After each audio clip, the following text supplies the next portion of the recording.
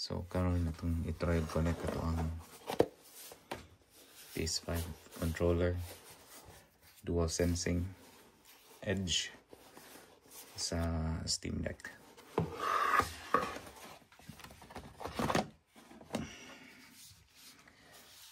So try na to on ang Bluetooth sa Steam Deck.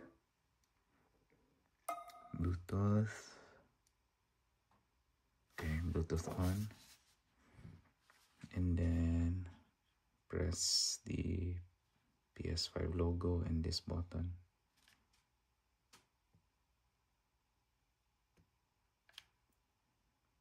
Okay.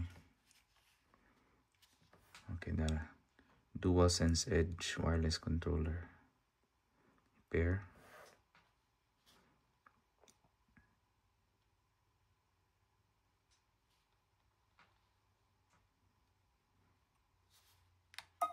Okay, so na-pair na siya.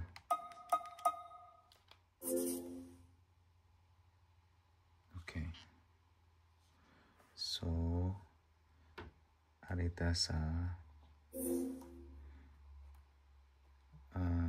settings, controller,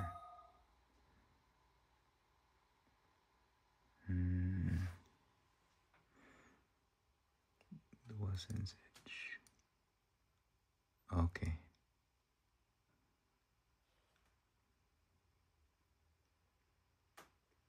Automatic din siya kuan.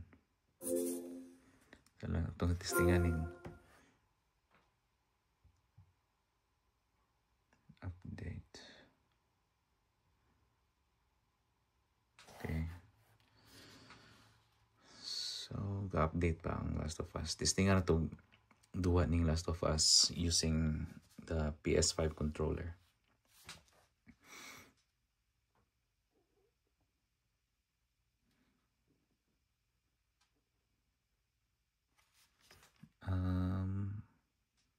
I don't know if kailangan pa siya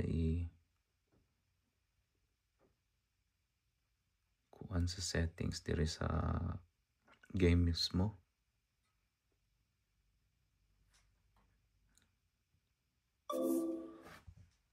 So update pa siya guys.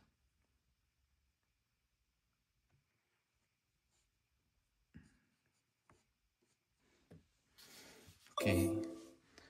So external controller translation. Right now Steam input is translating your external controller for The Last of Us Part 2 Remastered. This means you may not see controller glyphs that match your controller.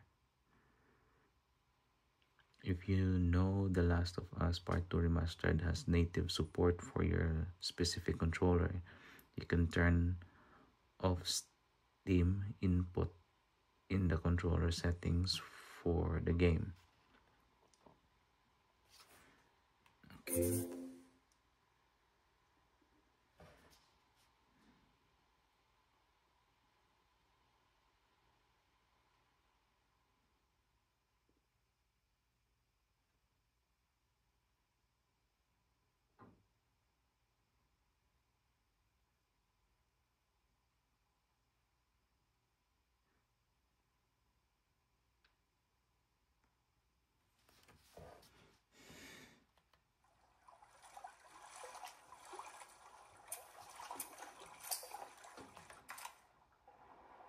See.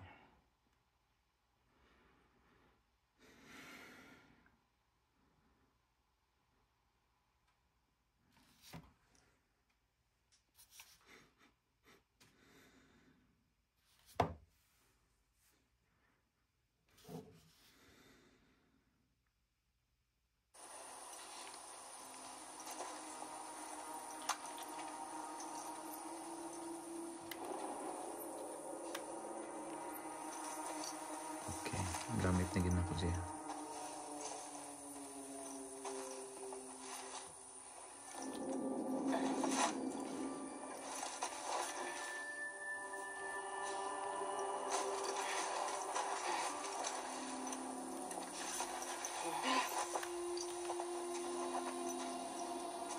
That's amazing.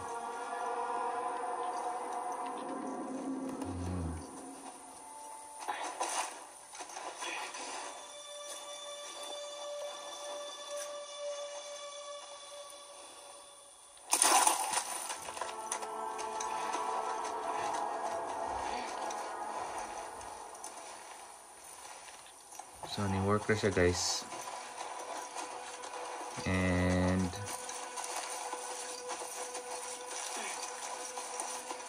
it worked perfectly. And nice siya kinasay di lang kay mo vibrate ang kuan, pati ang iyahang trigger niya inintira mo vibrate po siya, so it's more realistic kili. Nindot na ni siya og natong Ray Neo Air 3S kay mas more siya cinematic siya, kay dako kay yung screen, mura kag naka sa cinema. So yeah, I think that's it.